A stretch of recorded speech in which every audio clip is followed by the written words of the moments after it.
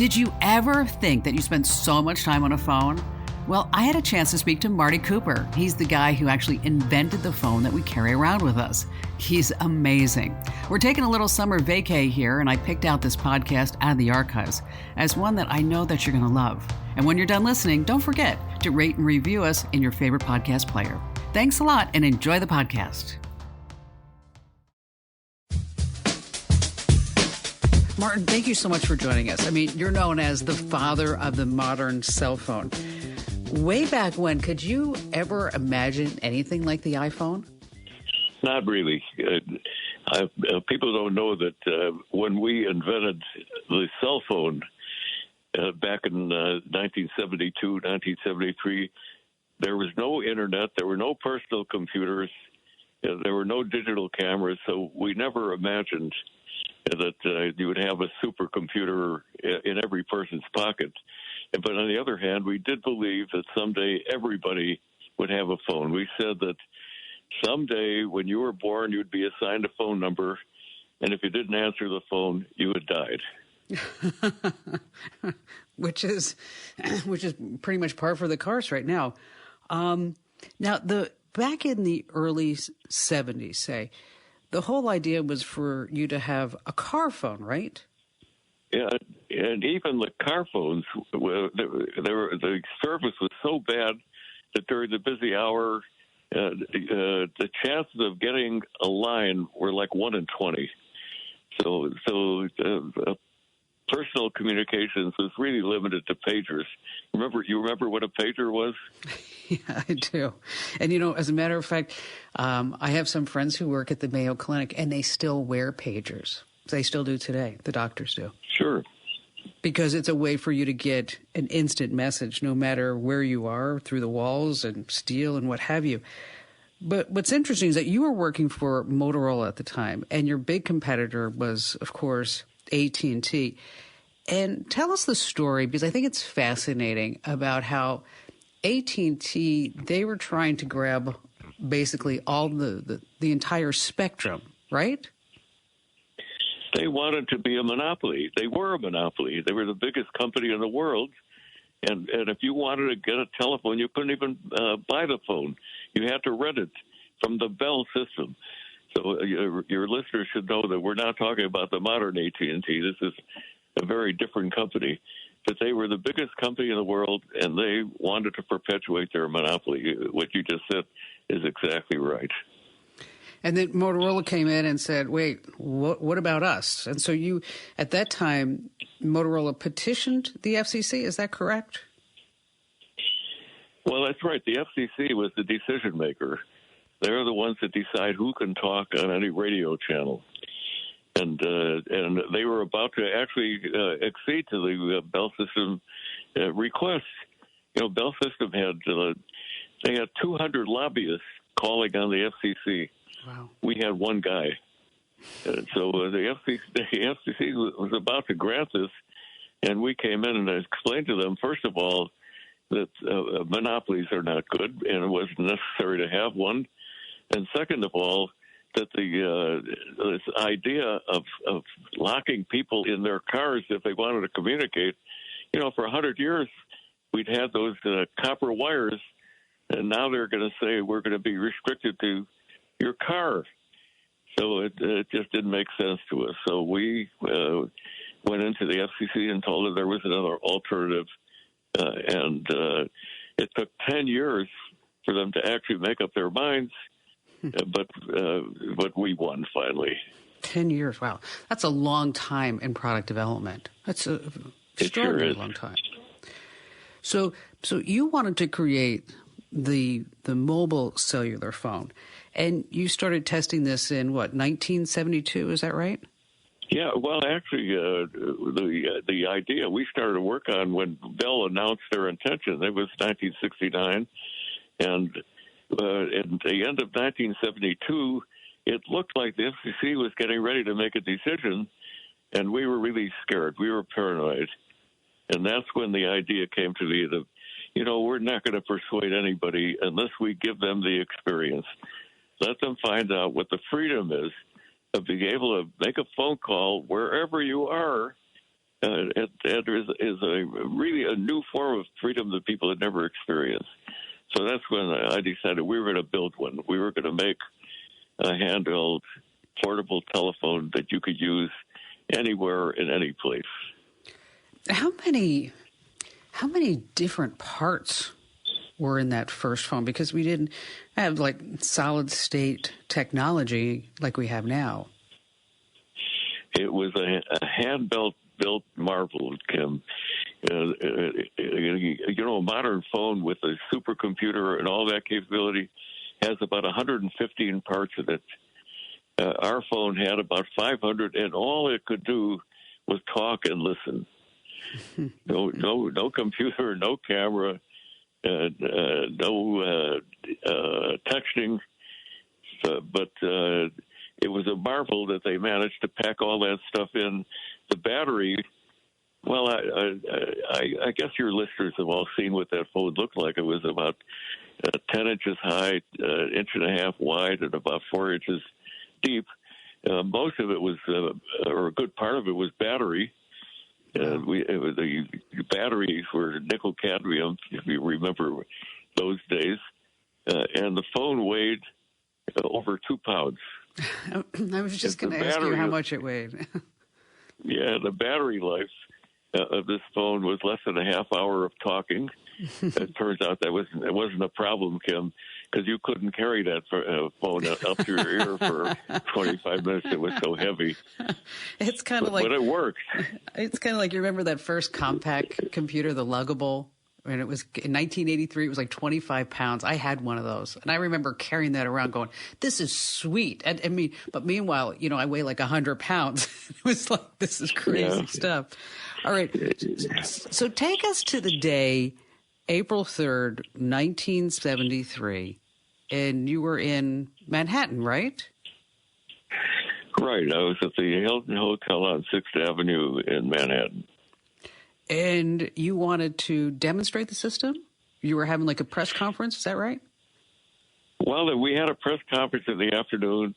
Our PR people were working like mad trying to get people like you to publicize this thing. And I was supposed to be on a network TV program. We got bumped. So they found a radio reporter.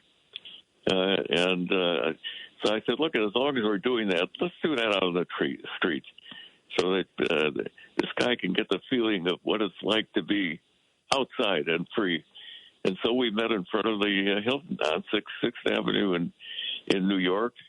And that's where I made that very first public call. And the call was to, I love this, basically your rival at AT&T, right? Joel Engel? That's exactly right. It was serendipitous because all we were worried up to that point is, could we actually get this thing working? And the guys were the night before were still fixing the phone at 1 o'clock in the morning. So at the last minute, I was told them, well, I'm going to make a call, and I thought, should I call my wife? Should I call a boss? And it occurred to me to call Joel Engel, and I took my little address book out. You remember that? Well, you're too young for that to know when you had to carry your phone numbers and your addresses in a paper, little paper book. And I dialed Joel's number, and miraculously, he answered. Not his secretary, but himself. And I said, "Hi, Joel. It's Marty Cooper." He says, "Hi, Marty." I could sense the suspicion in his voice. I said, "Joel, I'm calling you on a cell phone, but a real cell phone, a personal, handheld, portable cell phone." Silence on the other end of the line. I'm sure he was gritting his teeth. To this day, Joel, he doesn't dispute that we made that call, but he doesn't remember it. And Kim, I guess I don't blame him.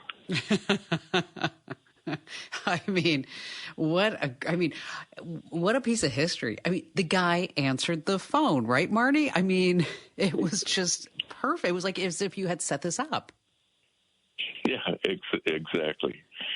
And that wasn't the only momentous thing that happened, because I'm chatting away talking to this reporter, and I step off the curb, and he grabs me and pulls me back. And that was the first time that somebody almost got killed by being distracted by a cell phone. As you know, that happens like a million times a day now. Yeah, unfortunately, we are all looking down instead of looking up, and people run into things. They get hurt. They do get killed, and especially in major cities like that. Marty, we're going to take a quick break to say thank you to a few sponsors. They help make these podcasts possible. And when we come right back, folks, you want to stay right where we are, because we're going to be talking to Marty more about cutting the cord, how the cell phone has transformed humanity. He just wrote a brand new book. So stay right where you are.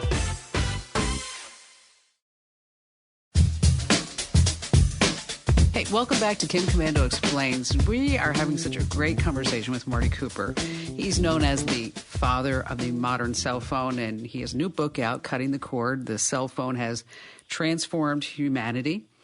And so when you made that phone call, what happened after the call? Did suddenly people start taking notice, like, hey, this is really something? It's just not a fad?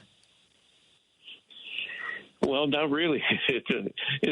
I have to tell you that the people on the streets of New York were amazed, because, as I told you before, these were primitive times.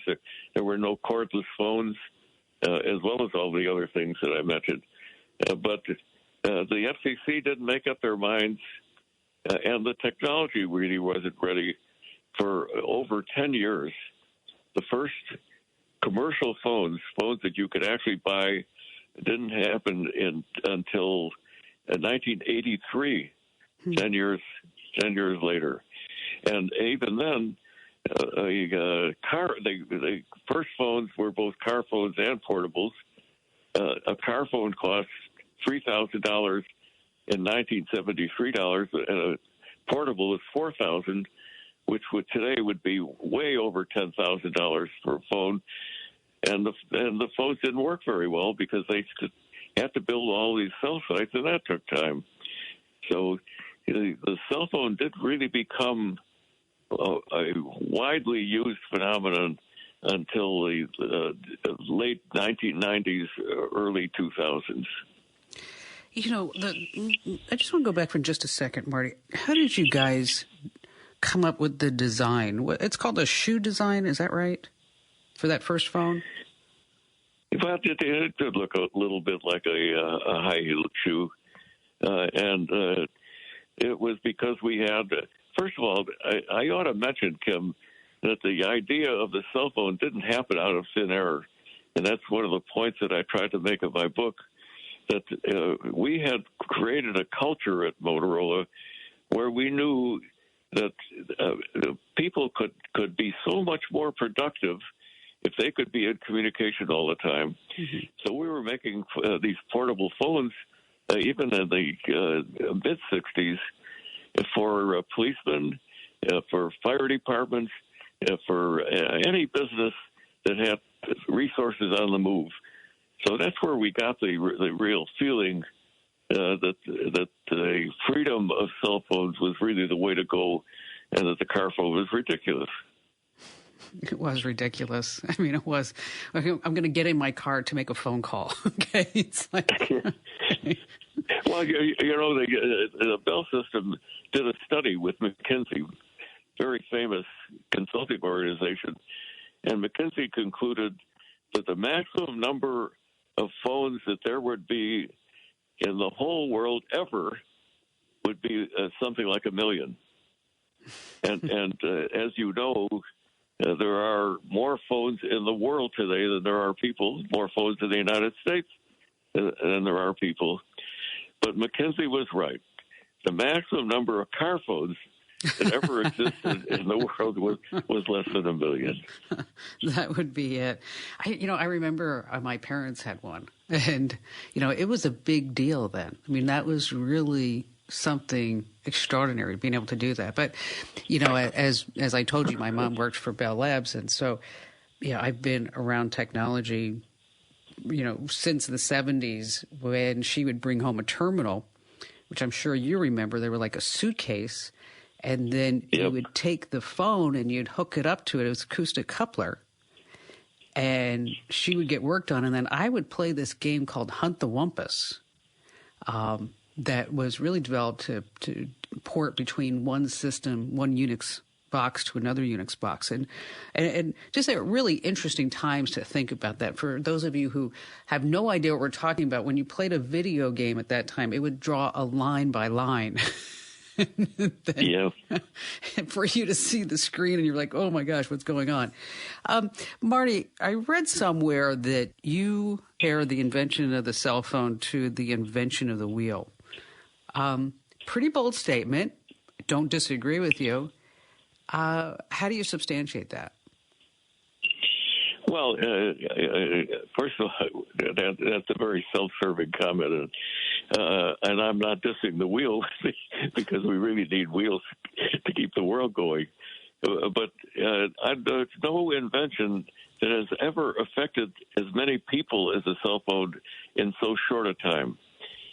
When you think about the fact, we don't really understand in developed countries like the U.S. and in Europe that the biggest impact of the cell phone is on people in Africa, in India, in Mexico, where people are moved out of their poverty because they now have ways of moving money. Mm-hmm. Sounds kind of ridiculous. Yeah, but in Africa, there's a concept called M-Pesa that allows people to save money, to move it from one place to another. Children can send money to their parents in the city. That alone has moved 1 billion people out of poverty in Africa. Wow. So when you think about the impact the cell phone has had in so many ways, in healthcare, and just the idea of people being able to collaborate, to have ideas together. I don't think there's been an invention that has affected that many people so quickly.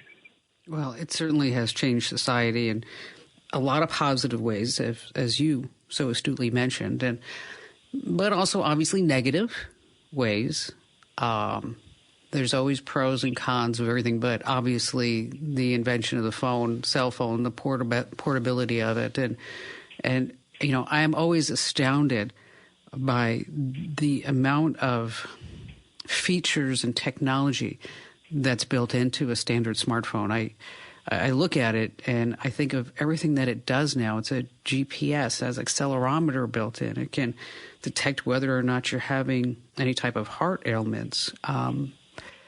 You're certainly right about the technology, but the real issue is what it does for people, right?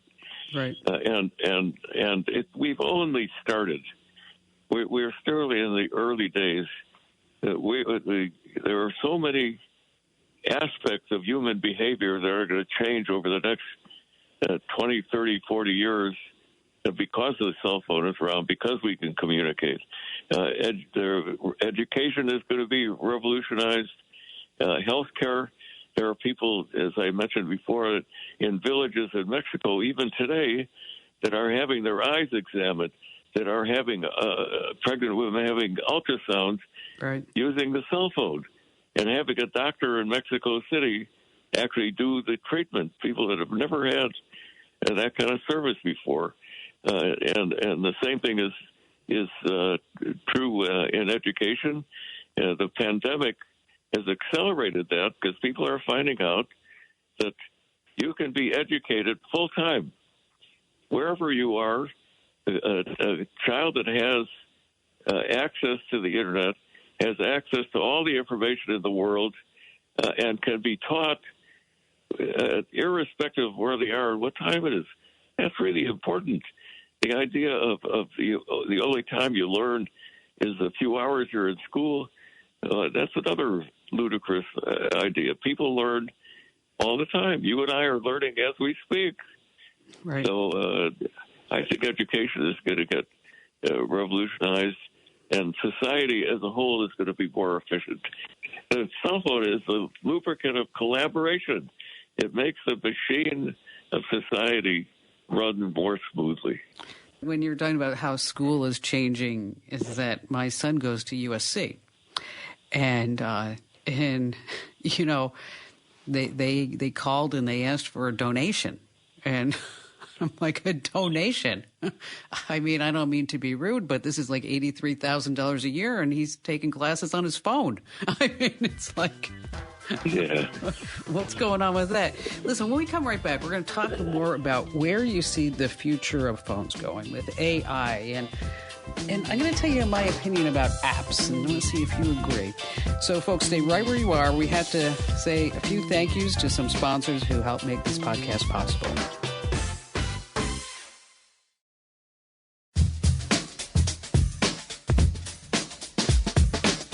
Welcome back to Kim Komando Explains. We're having a wonderful, enlightening conversation with Marty Cooper. Just a fabulous gentleman. He is the father of the modern cell phone. He has a brand new book out. I can't wait to read it myself. Cutting the Cord, The Cell Phone Has Transformed Humanity. You know, I'm not a big fan of apps because I have probably 5 pages of apps. And I probably use maybe 6 of them on a regular basis.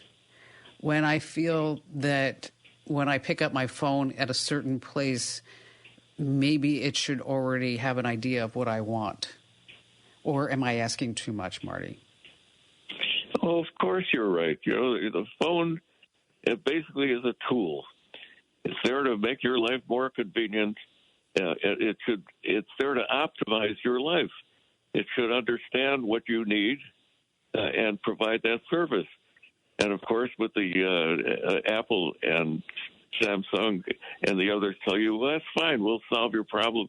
All you have to do is download the right apps, which means that there are 2 million apps available for each of those phones. Go and pick the right ones for you. And it's just crazy. So the future that I envision is that every phone will have an artificial intelligence built in it. They're starting already. They've got Siri in the Apple phone.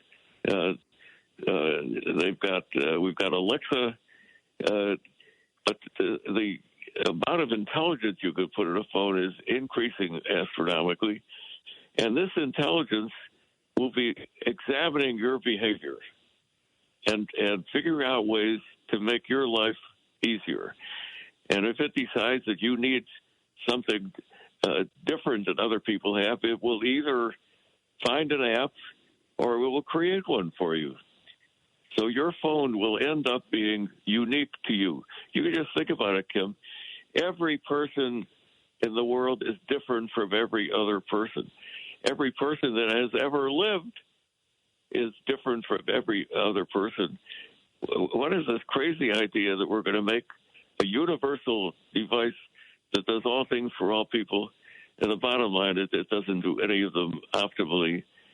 We have to figure out a way to customize any technology to make up that person's, the owner of that device, to make his life better. That's all the purpose of technology.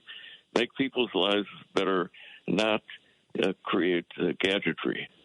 So do you think, I shouldn't say do you think, when do you think that we will get away and move away from holding this square thing up to our face in order to have a conversation? I mean, I know that we can do it by Bluetooth now with a headset, but will there be a time when there'll be a new form of that technology?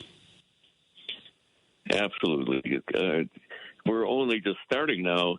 But the whole idea of calling this gadget, which, by the way, I am doing that. I'm holding this flat piece of plastic against my round face with my elbow up in the air in this awkward position. The idea of calling this marvel of technology a phone is kind of crazy, because you know what an optimum phone would look like. An optimum phone would be, in your case, you might have it at an earring. Ultimately, that what we call a phone might be embedded under the skin next to your ear, and it would contain a computer.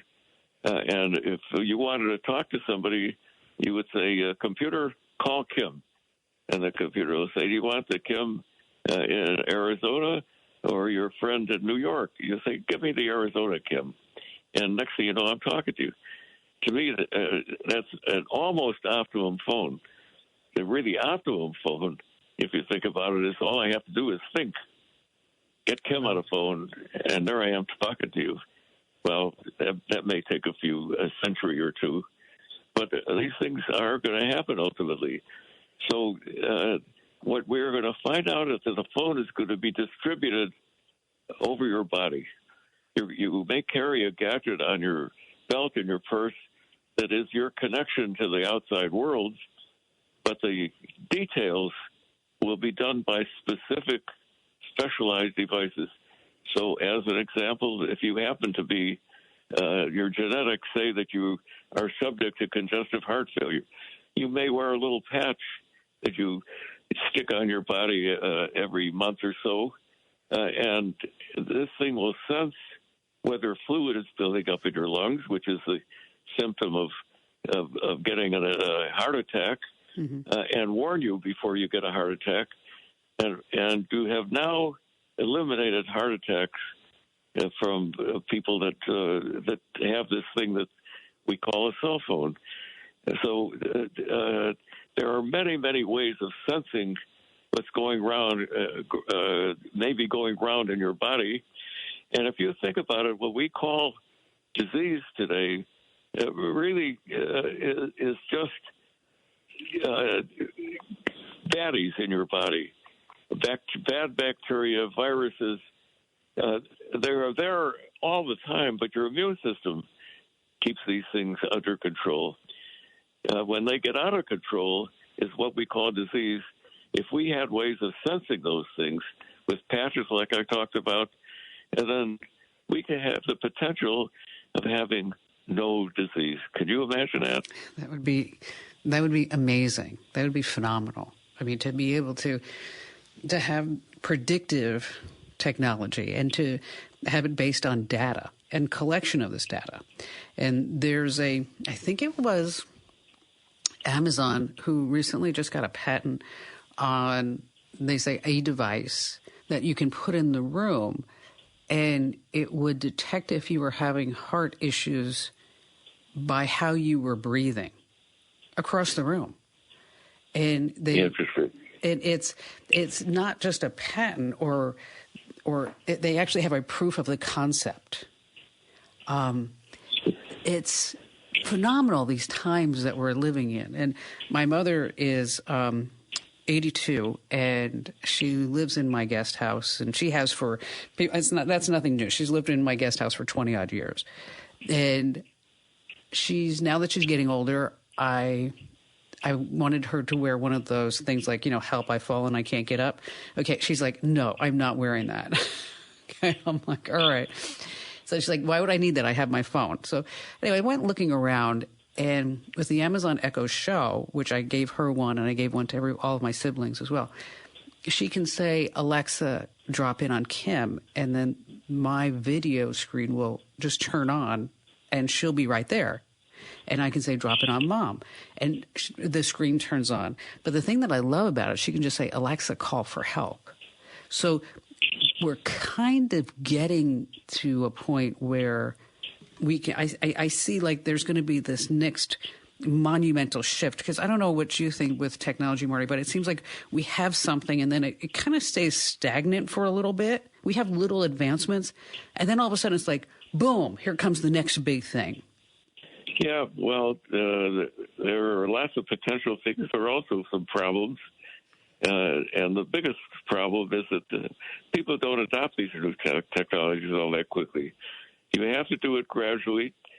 People learn by playing games. And to me, things like Facebook and Twitter are some of those games. And after a while, we become comfortable with these new technologies, and we move on to the next step. So I don't want to sound like a broken record. Of course, most of your listeners don't know what a record is, but it does take time to adopt new technology, because technology is not the gadget; it's the people. and Yes. people tend to be conservative. They get into habits, and giving them new habits takes time. And I think that's a good thing, because if you go too fast, things get out of control, and we are in some ways out of control today. When you talked about this device listening to your breathing, it's listening to everything else. Yes. So what happens to your privacy? You get into an argument with your husband, and all of a sudden the whole world is listening in on you. So we've got some really serious social problems that we have to solve before we adopt all these wonderful new technologies. And you know what? You bring up a really interesting point, because I got to tell you the story. So I've written for USA Today for 17 years. And probably, I think I am their longest tech columnist, ever, so to speak. And invariably, I will write about Amazon Alexa. And I'll say, Marty, that Alexa's always listening. And then I will typically, probably 9 times out of 10, I will hear from the PR department at Amazon, and they'll say, we would really like you to have a correction, because Alexa is not listening all the time. We would like you to say, Alexa is only listening for the wake word. So as I tell them, how is Alexa only listening for the wake word? So she has to be listening all the time, right? You're so smart. I love it. So what do you think of, and I know it's a really big topic, but what do you think of all the tracking that the carriers are doing right now, and all these different data points that they're having on us? I think it's intrusive. It's unfair. It's economically wrong. They are taking information that has great value, and they're taking it for nothing, and then they give us some app in return that has a fraction of the value of what they're taking. Somehow or other, this is a problem that we just have to face, that we are entitled to be in control of our own information. And I don't blame these companies. I blame the people. They're letting it happen. They think that they're getting free searching from Google. Well, that's not true. Right. They're getting free delivery from Amazon. That's not true. These big companies are providing some excellent services, but we should understand that we should pay for those services, and they should pay us for the information that they get from us. So we've got things backwards now, and somehow we have to figure out how to fix that. And there are people working on that. Mm-hmm. In fact, my wife, who you may have heard of, her name is Arlene Harris, and she's been called the First Lady of Wireless, and she has started an organization that is intended to measure how much privacy companies are providing, so that we can measure them, so there could be a standard, like a good housekeeping standard of whether companies are protecting your privacy or not. But one way or another, we have to address that problem, or the whole concept of privacy is going to disappear, and that's not a very good thing for society. No, I'd love to speak to your wife about that too, by the way. That, I've always told my audience, anytime you get something free, you're the product. Okay. So they're going to figure out how to make money off of you some way, somehow. Facebook they don't get billions of dollars a year because you're putting memes up on the site. Okay. That's just ridiculous to think that. But, there are some people who say that privacy is gone forever. I would like to think that's not true. I have a love-hate relationship with, Google Nest Hub and the Amazon Echo. And of course, with Siri, she still doesn't understand half of what I say, but that's a whole nother topic that they just can't figure that out. Well, as I mentioned before, it's going to happen. First of all, it's not going to happen in our generation.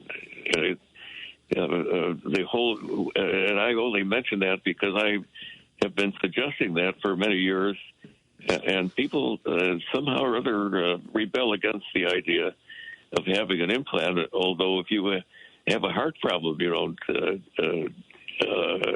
complain about that. But I think it's going to start gradually, and the most obvious place is with the phone part. There are some people that don't use the phone very much anymore, but I don't. I think the phone, talking to somebody, is going to continue to be important forever, and it's so easy to do.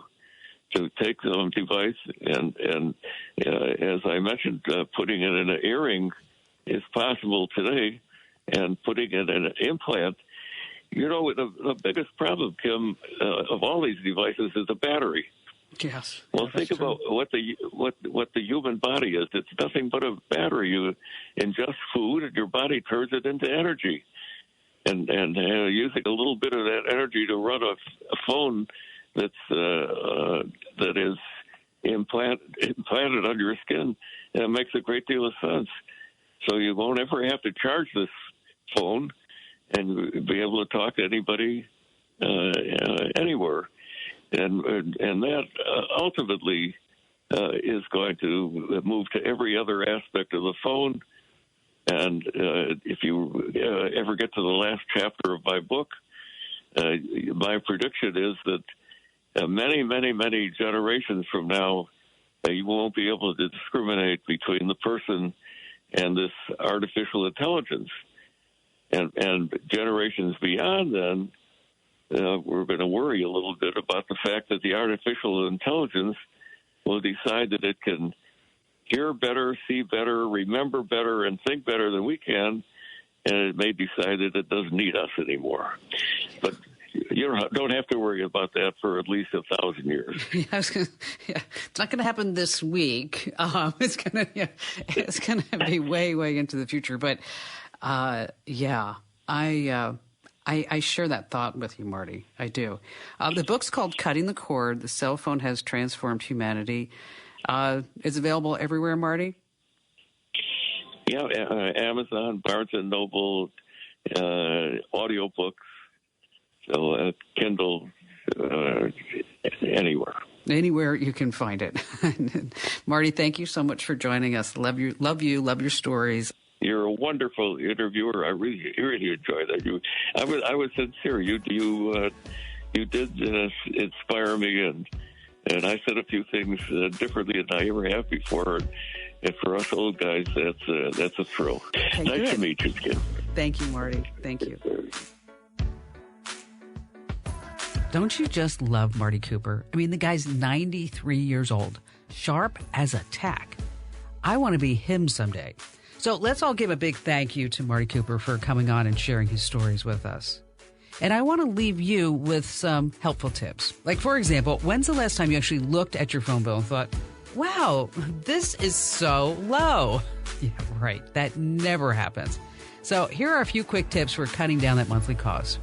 Make sure that your service address is up to date. You see, every month your bill comes with extra fees depending upon where you live. Certain states take a bigger chunk out of your bank account, so you could save up to $100 just by updating your info. Okay, next up, auto pay. Many cell carriers let you save around $5 or $10 a month.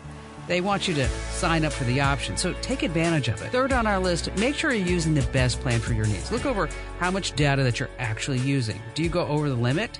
If so, you might be hit with some extra fees, or maybe you're actually paying for more data than you use. So you want to shop around a bit, make sure that you're really getting the best bang for your buck. And don't forget the T-Mobile. They have that over 55 plan. Definitely something that you want to check out. While you're looking at your bill, check for any hidden fees.